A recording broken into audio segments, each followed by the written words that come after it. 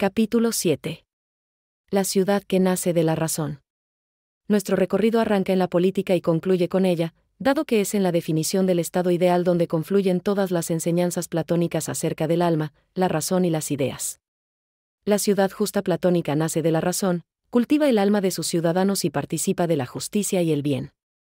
Sus gobernantes solo podrán ser reyes filósofos cuidadosamente educados. Platón intentó en la República responder a la cuestión sobre cómo se debe vivir, que es tanto como preguntar por la manera en que la justicia debe realizarse de forma efectiva en la ciudad justa o ideal. Para el filósofo se trata de una cuestión sumamente compleja que requiere el concurso de otras nociones tales como la naturaleza del alma, la educación, los tipos de gobierno, la relación entre la violencia y el poder, o el estatuto de los poetas. Un amplio conjunto de temas se interconectan en los 10 libros del diálogo, en cuyo fondo late la aspiración platónica a una ciudad donde se fusionen conocimiento y poder. El gobierno de la razón, que se funda en el alma, se enfrenta en la República al gobierno basado en las pasiones, que Platón considera letales para la convivencia. Solo la razón y la justicia pueden dar una coherencia y un sentido a los actos políticos pasionales. El buen gobierno platónico no está interesado en la contingencia del día a día sino en la rectitud del alma, que es lo único que puede garantizar de manera permanente la felicidad de los integrantes de la ciudad. Los sofistas habían sometido a crítica las convicciones morales tradicionales que fundamentaban la ciudad, crítica con la que Platón hasta cierto punto coincidía. Los valores tradicionales, ejemplificados en los mitos homéricos, no eran funcionales. No valía la pena sentir nostalgia por unos viejos tiempos, ya pasados que, además, eran extremadamente violentos. Una tradición que no ejemplifica la razón, sino los intereses particulares de viejos clanes, no merece ser conservada. En todo caso, lo que pretende la política platónica es fomentar la realización de lo mejor, aristos, en toda la sociedad y no solo en un por ende el pequeño grupo de privilegiados. Y esta aristocracia ha de surgir del conocimiento verdadero. Las opiniones son cambiantes y nada garantiza que una resulte preferible a otra. El hecho mismo de votar no implica que el resultado sea el más correcto, y ni tan solo el más factible, porque las convicciones y los intereses cambian. Además, un político ambicioso, aliado a un sofista que le suministre argumentos convincentes, puede persuadir con más éxito que un político honrado. Recordemos la máxima platónica de que todo cuanto existe en el mundo material y sensible es imperfecto, lo que conlleva que la política también lo sea. Se necesita un principio jerárquico en política a imagen del modo en que las ideas organizan y dan sentido al mundo sensible. Ese principio ordenador es la razón. El gobierno nacido de ella es, a la vez, científico y moral, donde, científico, se entiende como relativo a la ciencia de las ideas. Solo podrán encabezarlo quienes conocen el bien, la idea más alta que puede conocerse a través del alma racional. El bien es una unidad y también los habitantes de la ciudad, diversos todos ellos, han de ser una comunidad unida por el sentimiento moral. Lo que es moralmente bueno es también bello, y en griego la palabra alón admite ambos significados. La ciudad platónica debe evitar al máximo las pasiones irracionales, entre ellas, la violencia, y regirse por la eunomía, la buena ley, que surge del convencimiento moral. Solo la educación puede grabar para siempre las convicciones justas en el alma de los hombres. Los hombres todavía no son auténticamente humanos porque aún no son racionales, corresponde a la política racional humanizarlos, por la vía de la educación. Una ciudad así, racionalizada, se mueve por los intereses de toda la ciudad en su conjunto, ha sido educada para considerar la comunidad como el objeto del bien. Por tanto, el gobierno del bien es también de quien sitúa la razón por encima de todo. Los gobiernos históricos que Platón ha conocido representan intereses particulares, de grupo o de casta. Mientras que para los sofistas el hombre singular es la medida de todas las cosas, para Platón la auténtica medida es la comunidad.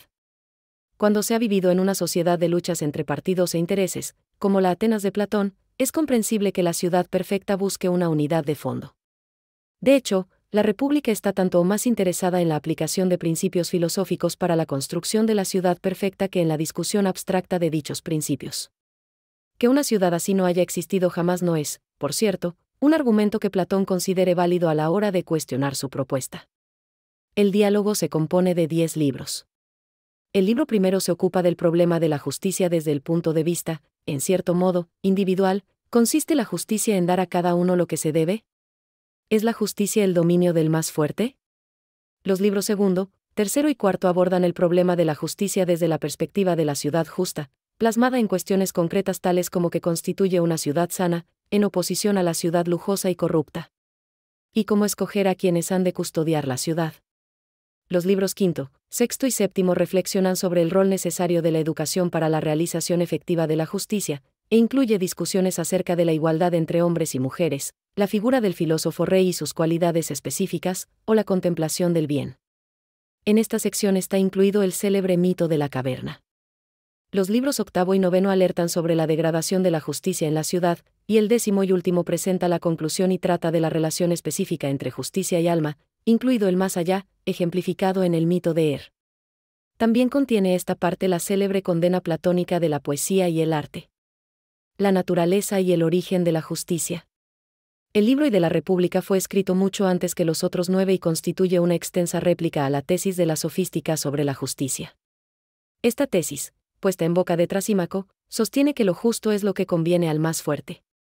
Para los sofistas no tiene sentido preguntarse por un significado trascendental de la política o, lo que es lo mismo, preguntarse por una diferencia de principio entre lo justo y lo injusto. Quien ejerce el poder solo intenta acrecentar el propio, favorecer a los amigos o lograr ser pasablemente feliz en sociedad esquivando las incomodidades de la vida en común. La acción política obedece siempre al interés y al poder y, por tanto, resulta vano. Por hipócrita, intentar ir más allá. Los sofistas, por tanto, dan a la política el tratamiento de una mera técnica. La objeción sofística a la posibilidad misma de definir lo justo adopta 3 formas. La primera sostiene que la única justificación del Estado es la de instrumento al servicio a los individuos, la segunda, que el poder político es como una forma sofisticada de coacción bajo la que late la amenaza de la violencia, y la tercera, que lo bueno no es más que lo útil.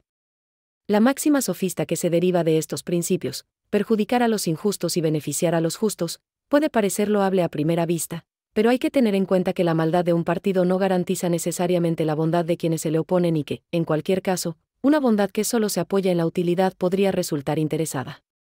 Procurar la ventaja del más fuerte tampoco es la respuesta. La función del filósofo y del político no es la del médico que amputa, sino la del que cura las heridas. Contra las 3 formas de la crítica sofística se repite la objeción platónica de que lo que garantiza el buen funcionamiento de la ciudad no son los intereses cambiantes de unos y otros sino una justicia permanente y para todos. Al polemizar contra Símaco, Platón está escogiendo un ámbito propio para la política que es el de la racionalidad. El Estado no es una personalidad que pueda darse leyes a sí mismo, o que pueda cambiar según los intereses mutables de los ciudadanos, no surge de un pacto, ni sirve a los intereses de un individuo o de una clase en particular sino a los de la comunidad.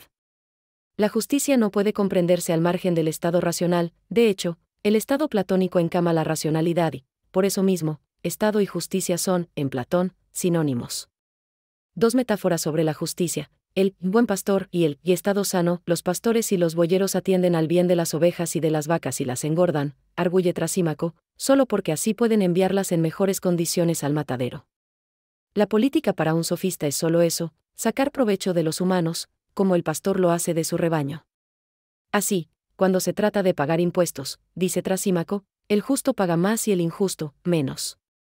Para Sócrates, esta situación de injusticia es la que fragua la decadencia de las ciudades.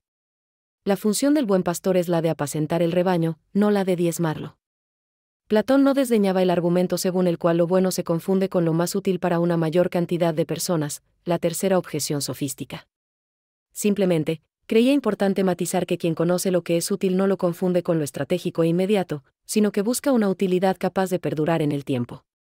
Planteadas así las cosas, la injusticia siempre es menos provechosa que la justicia, porque la justicia es la función del alma, y un alma mala, diría Platón, gobierna mal. La política útil, por tanto, pasa por conocer el alma y no por el ventajismo.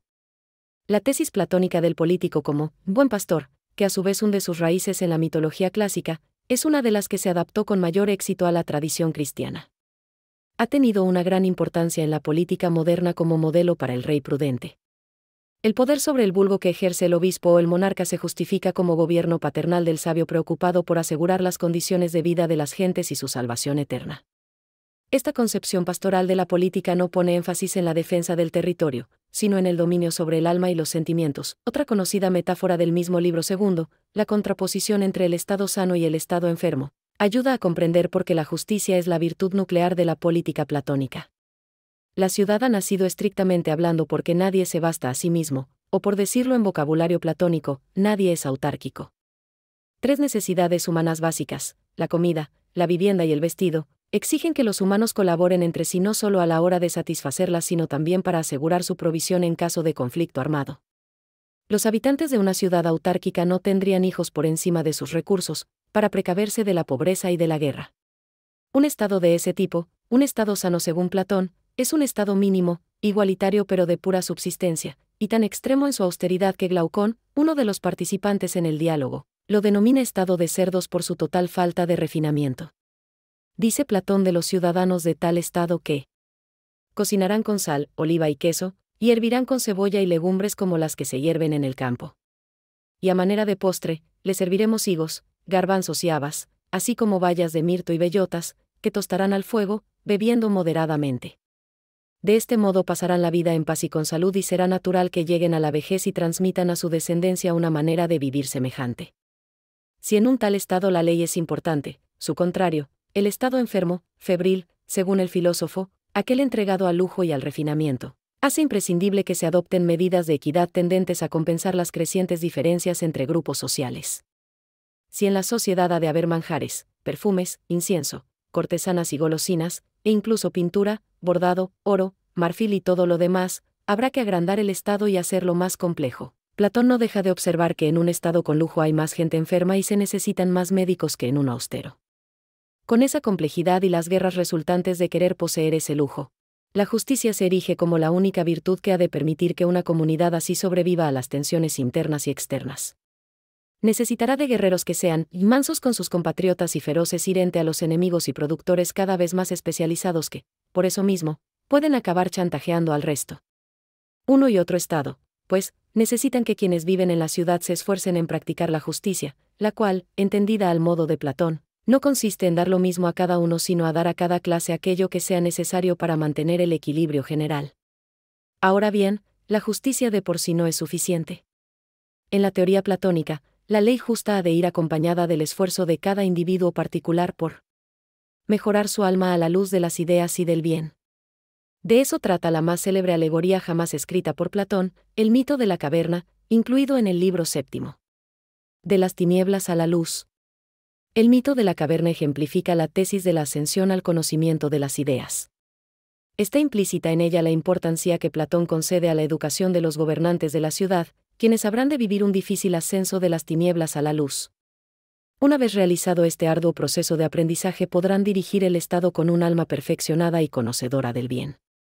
El mito narra la extraña situación de unos prisioneros que viven desde su infancia encadenados en una morada subterránea en forma de caverna y obligados a mirar siempre hacia una pared donde solo distinguen sombras que llevan toda clase de utensilios y figurillas de hombres y de otros animales, de manera que son incapaces de distinguir entre los objetos y las sombras que se proyectan. No se nos dice si los prisioneros se hallan allí por un castigo o si han nacido en la cueva. El tema de los prisioneros abandonados es, posiblemente, de origen órfico o pitagórico y tiene un antecedente en Homero, que en la Odisea hace decir a Aquiles que preferiría ser labrador y esclavo de un hombre pobre pastoreando bueyes a vivir en el Hades, el mundo subterráneo de las sombras. La caverna era el lugar de los muertos, de manera que huir de ella significaba acceder a la auténtica vida.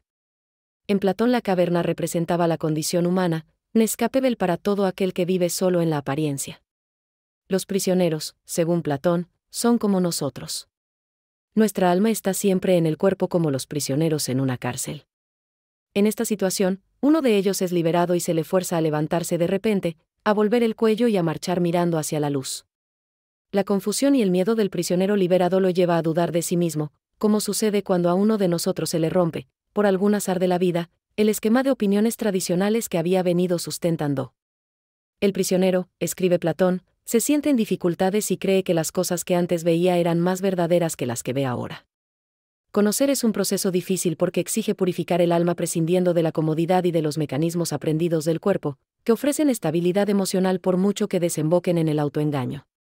El prisionero necesitaría acostumbrarse, para poder llegar a mirar las cosas de arriba hasta poder contemplar la luz del sol, que simboliza en el mito el bien.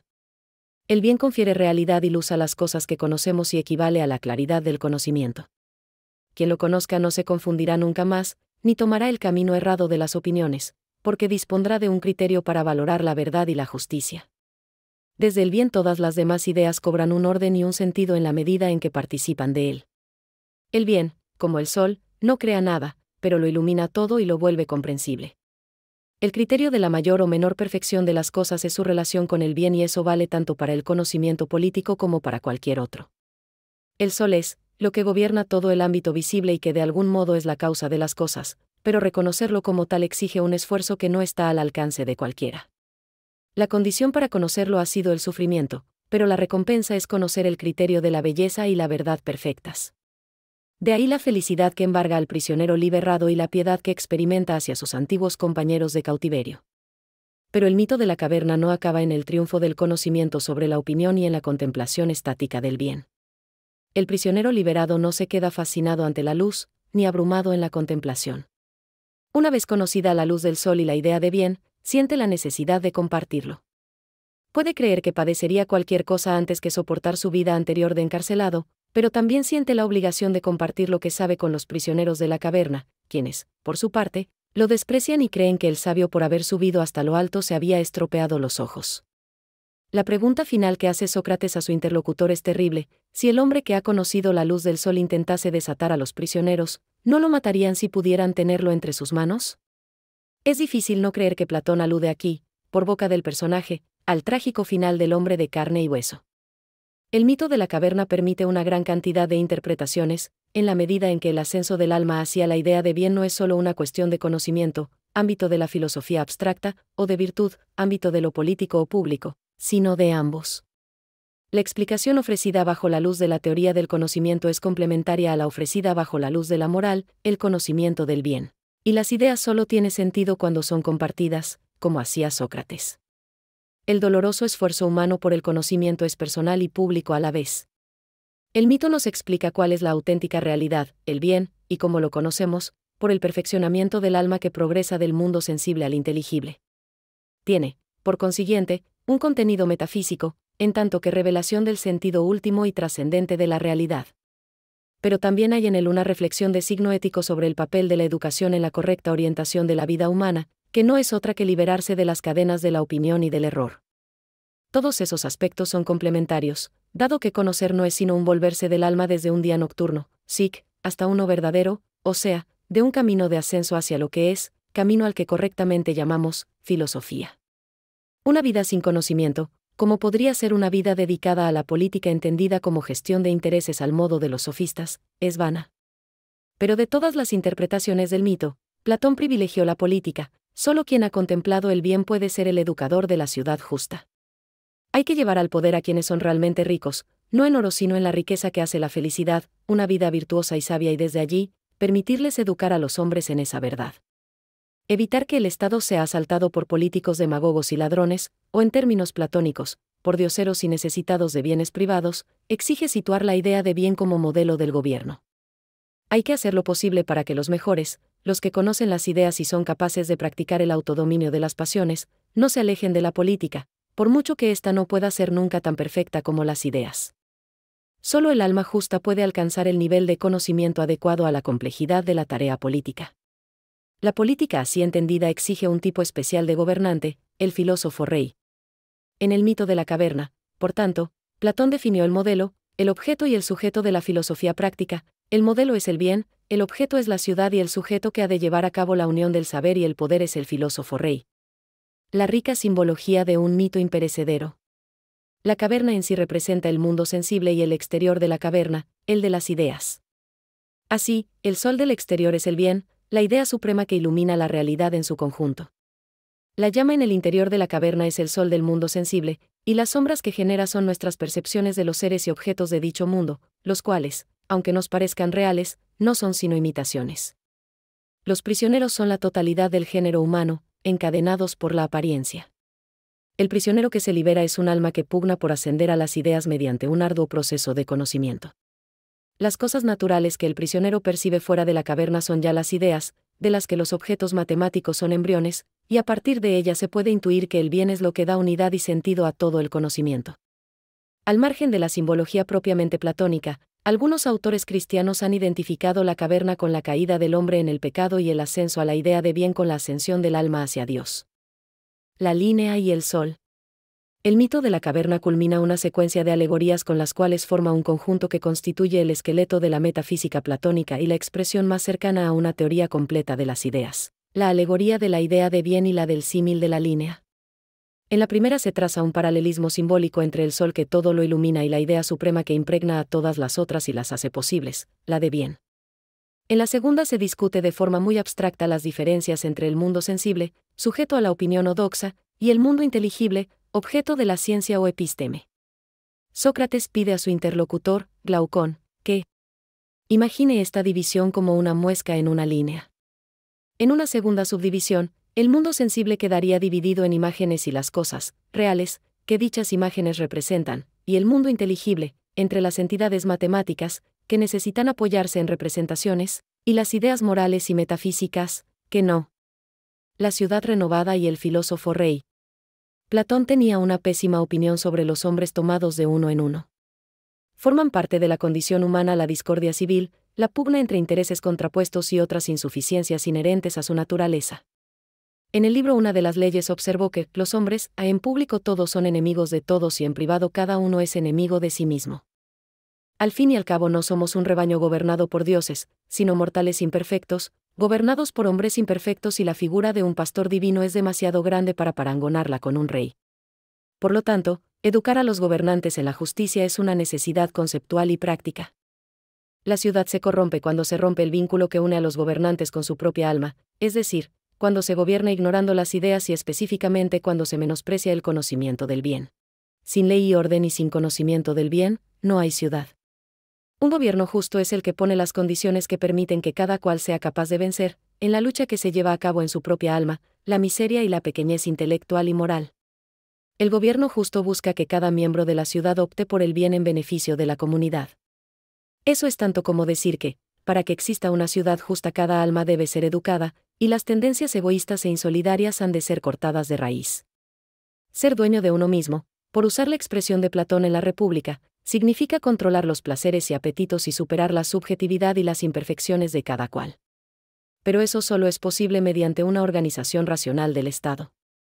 Los 3 libros fundamentales en los que plantea esta cuestión son La República, donde se presenta el problema político en relación a la teoría del conocimiento y a la metafísica, Las Leyes, que ofrecen un marco de aplicación jurídica, y El Político, que analiza la figura del gobernante que es capaz de manejar la complejidad de las relaciones sociales. Pero casi en todos los diálogos platónicos se encuentran aspectos políticos, en la medida en que las ideas constituyen el criterio que permite establecer el orden en las cosas, y el orden es una de las condiciones básicas, por no decir la condición fundamental, de la política. La importancia de la educación. Ningún filósofo anterior concedió tanta importancia como Platón al tema de la educación, paideia. Y su interés no fue solo teórico. La academia puede ser considerada el germen de la universidad y en las leyes encontramos lo que sería el primer programa de educación secundaria del mundo occidental. También fue el primero en comprender que educar no es solo instruir y que una ciudad justa ha de ser también una ciudad educadora, hasta el punto de que el gobernante ideal actúa, en lo fundamental, como el pedagogo de la ciudad. Una ciudad justa parece extraña porque es contraria a los impulsos de la naturaleza. Lo natural es que cada cual se considere medida de lo que es y de lo que no es y ame sus propiedades particulares y su familia más que al listado. Proponer, como hace Platón, que los lazos familiares se disuelvan, que la propiedad sea común o que gobiernen los sabios en vez de los fuertes o de los ricos, solo puede resultar atractivo a un escaso número de almas refinadas y amantes de la justicia y el bien. Una sociedad como la que Platón defiende exige una educación capaz de producir individuos excepcionales, idealistas en el sentido más tópico de la palabra. A la educación le corresponde efectuar un cambio hacia una situación distinta, por lo que, en palabras de Sócrates en la República, todas estas prescripciones que les imponemos son todas de poca monta, si atiende a la única cosa grande, como se dice, o más bien, en lugar de grande, suficiente. Y esta cosa es, a la educación y la instrucción. Educar correctamente a sus hijos era una fuente de ansiedad e incluso de pesadumbre para un griego. Por poner solo un par de ejemplos, en diálogos como Laques vemos a Lisias y a Lisímaco preocupados por saber cómo educar a sus hijos para que sean mejores, y en Eutidemo, Critón manifiesta sin ambaje su perplejidad ante el problema. Los sofistas como Protágoras ofrecían una enseñanza eminentemente práctica, que a Platón le parecía dramáticamente insuficiente en la medida en que no llevaba aparejada ninguna mejora del alma. Contra la tesis sofística, educar es en Platón amar el alma. Lo decisivo en el conocimiento es que consiste en la transmisión del saber de un alma a otra alma. La pedagogía es en Platón un acto de amor que configura el alma y la lleva a optar por el mayor bien, que es el del conocimiento de las ideas. Por eso mismo, el acto educativo tiene una estructura tripartita.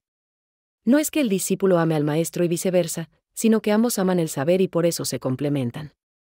Un hombre sabio será también un hombre feliz. Mediante la educación el alma despliega sus cualidades más profundas y, por eso mismo, educar a alguien exige amarle en el sentido más filosófico del eros. Quien educa se limita a sujetar el cuerpo al alma, o a reprimir el deseo. Educar es querer lo mejor para el alma y hacerla crecer de forma profundamente armónica. Los contenidos educativos no son mercancías que puedan comprarse o venderse, sino el alimento del alma. Los conocimientos son deseables, no en una perspectiva utilitaria o inmediata, sino como muestra de perfección humana. El saber, en Platón, transforma el alma. Las clases sociales en la teoría platónica. Para lograr la armonía de un estado es necesaria una correlación estricta entre el tipo de alma del individuo y la función que éste ha de desempeñar en la sociedad. Si se aspira a un mundo sin fracturas ni discordia, lo eterno e inmutable de las ideas ha de ser el modelo de la actuación política. Por eso es necesario que el poder intervenga sobre la vida de los hombres desde el primer momento. En la primera infancia los magistrados observan el alma de los niños y deciden a qué clase social deben pertenecer. Los niños no pertenecen a sus padres, sino al Estado, que les educará para que realicen la función social para la que estén predeterminados. En la sociedad ideal de Platón solo hay tres clases sociales: los magistrados, los guerreros y los productores. A cada clase le corresponde una virtud moral, un oficio y un alma. Como cada una tiene un alma, también tiene un carácter propio, una forma de ser y de pensar que le es característica. A los magistrados les corresponde gobernar porque tienen un alma racional y en ellos domina la prudencia.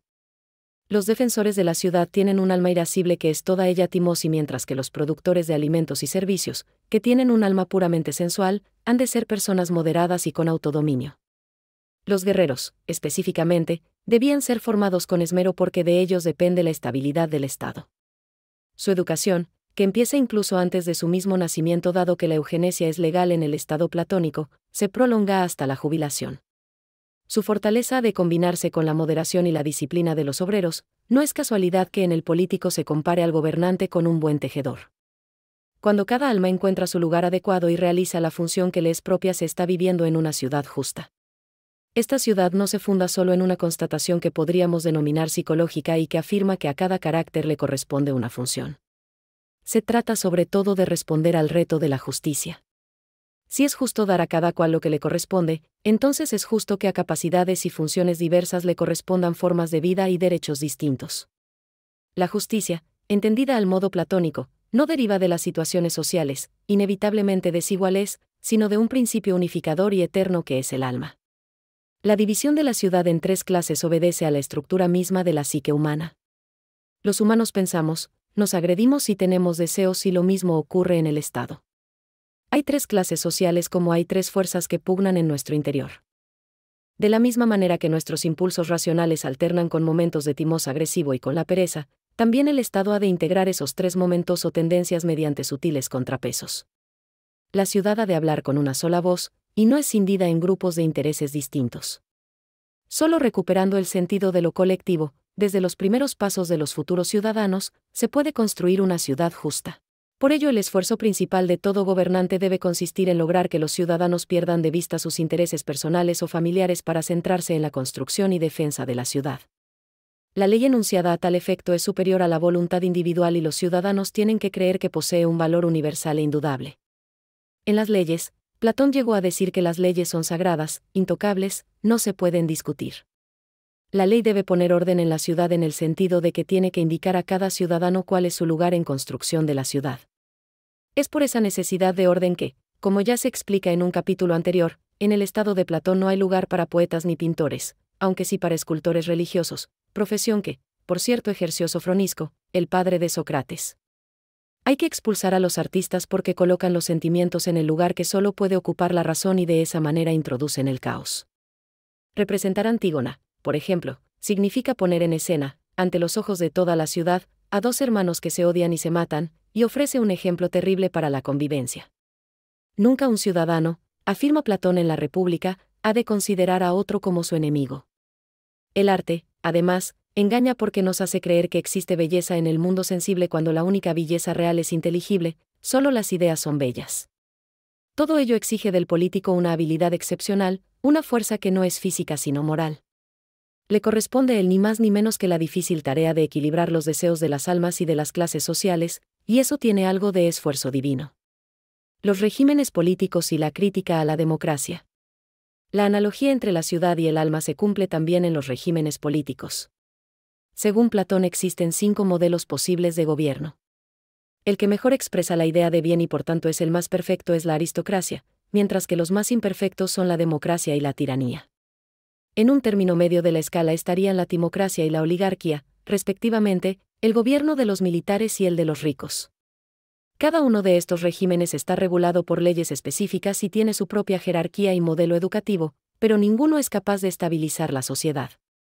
A largo plazo, las leyes se vuelven inoperantes y las escisiones sociales conducen a revoluciones.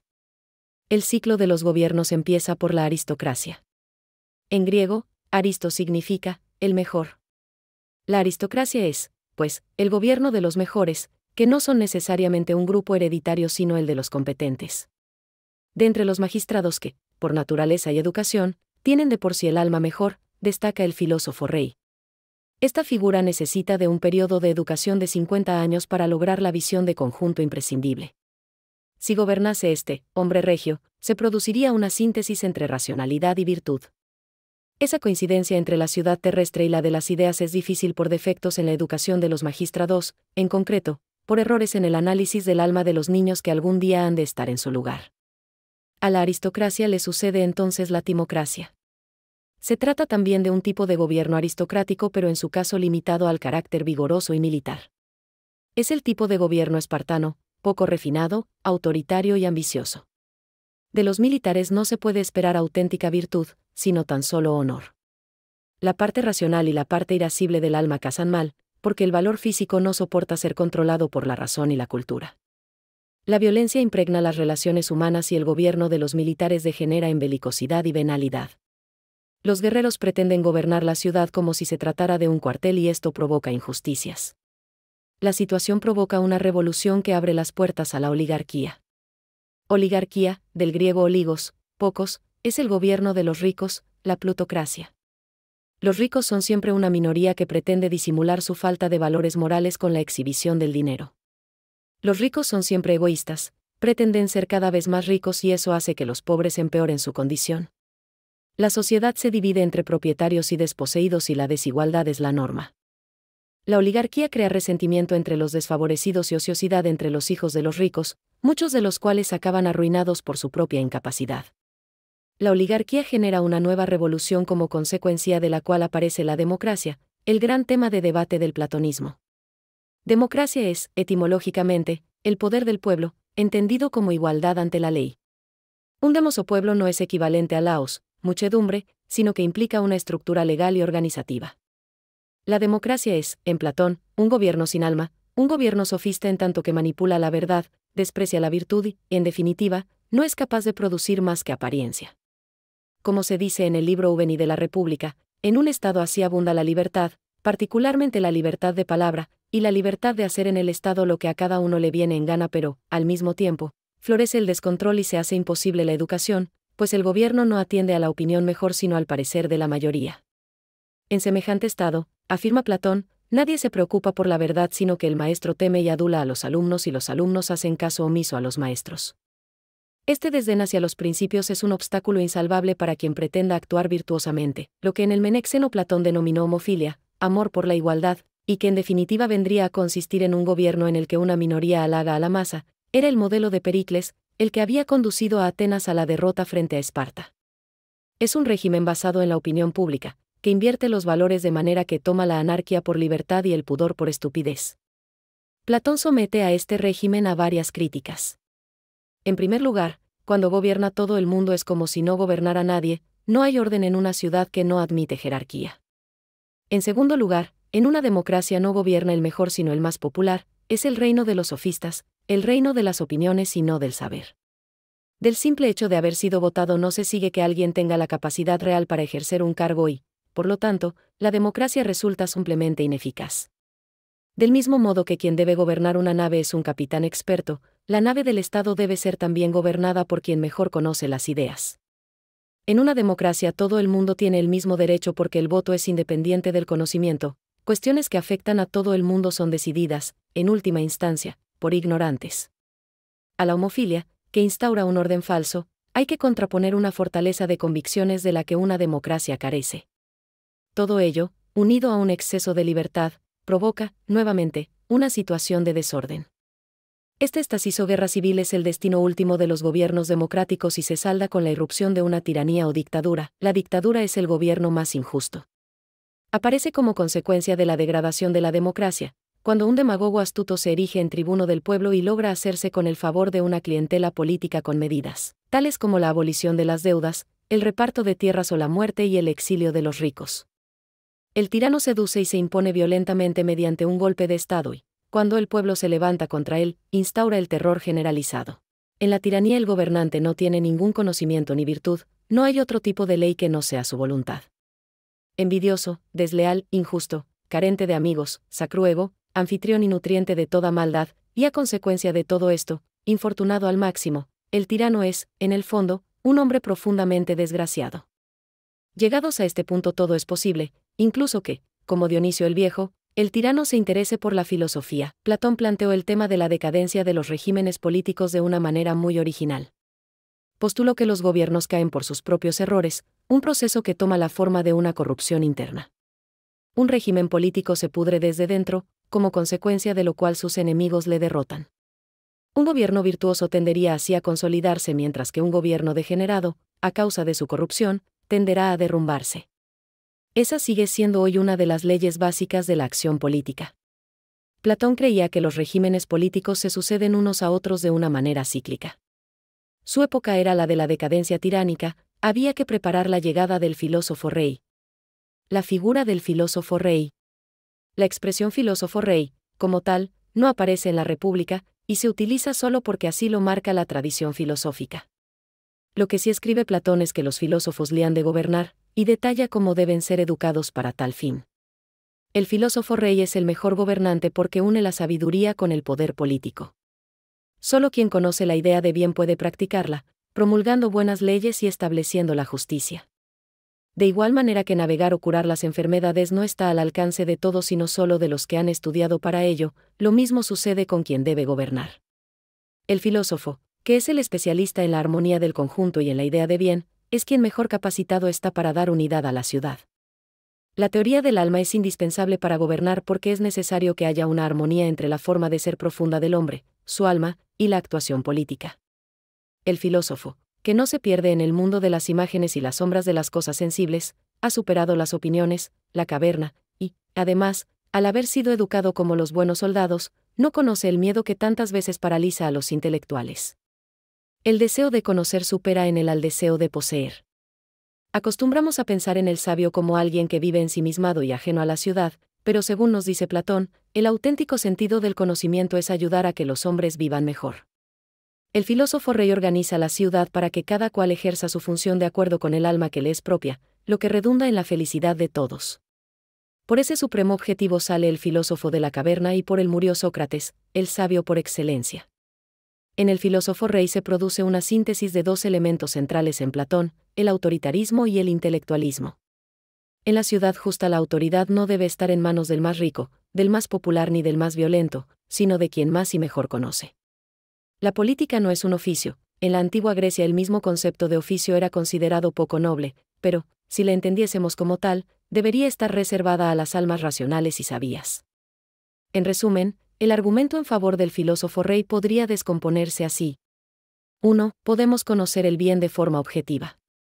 2. Solo quienes tienen un alma pura lograrán conocer el bien, y eso después de un proceso de estudio que dura muchos años. 3. Dicho proceso tiene que estar guiado por la filosofía, cuyo objetivo es la ciencia del bien. 4. Solo quien conoce el bien, es decir, el filósofo de alma pura rigurosamente educado, merece gobernar. A la condición de filósofo rey se accede mediante un largo trabajo de autodominio. La del filósofo rey es la más especial e importante de todas las educaciones, y a ella se dedica parte del libro 7 de la República. El filósofo rey es educado hasta los 20 años al igual que el guardián. Debe sobresalir, como los guardianes, en gimnasia, música y poesía, pero no ha de gozar de la violencia. En los siguientes 10 años aprenderá aritmética, cálculo, geometría y astronomía. Si pasa la criba será ya apto, a sus 30 años, para aprender la dialéctica. Finalmente, no antes de los 50 años, podrá ser ya filósofo rey. Platón admite que el filósofo rey pueda mentir porque lo hace con buena intención y para gobernar mejor la ciudad. En ese punto asoma un Platón realista que es consciente de que la ciudad de las ideas nunca coincidirá del todo con la sociedad real. La mentira es una herramienta más en manos del gobernante justo, de la misma manera que los mitos, esas nobles mentiras, lo son en manos del filósofo. Dice Platón en la República que si es adecuado que algunos hombres mientan, estos serán los que gobiernan el Estado, y que frente a sus enemigos, o frente a los ciudadanos, mientan para beneficio del Estado. A todos los demás les estará vedado. Que el político pueda mentir pero que no pueda hacerlo el artista se justifica en función de la diferente relación que uno y otro mantienen con las ideas. El artista miente para reivindicar lo sensible, el político, para lograr que la ciudad sea más resistente o más justa. En todo momento el político debe ser ejemplar si es que quiere que su proyecto aglutine a las diversas clases sociales o sensibilidades. Al establecer un vínculo directo e irrompible entre forma de gobierno, perfil de gobernante y alma, la propuesta platónica queda definida como una especie de política del alma. El alma es lo mejor que tiene el hombre y, por lo tanto, es la única guía a la que debe atender. La política platónica es profundamente normativa, es decir, no se contenta con describir sino que dicta normas y objetivos. El valor de la política deriva de la condición ideal a la que se accede mediante la filosofía y de la atención al alma, no de las particularidades de cada momento histórico. Lo que marca el valor de una política son las ideas que pretenden camar, aunque solo lo logre de manera más o menos incompleta porque nada puede ser perfecto si pertenece al mundo material y sensible. Lo decisivo es actuar de acuerdo a la idea y al bien. Que eso se haga de una manera más o menos autoritaria a Platón no pareció importarle jamás. Platón considera poco significativo el éxito o el fracaso puntual de un gobernante, de la misma manera que no otorga valor al consenso o al pacto entre los ciudadanos. En el estado platónico no hay lugar para la subjetividad ni necesidad del consenso. En él ya no se pronuncian al unísono palabras tales como lo mío y lo no mío. Las contradicciones de clase, la subjetividad y el deseo han quedado superadas por la apelación a la razón universal. El platonismo es, en definitiva, una propuesta para resolver el conflicto mediante la apelación a principios universales. Que esos principios existan o no, y que la razón logre conocerlos, ha sido objeto de debate durante siglos, en filosofía y fuera de ella. Y seguramente seguirá siéndolo. Fin.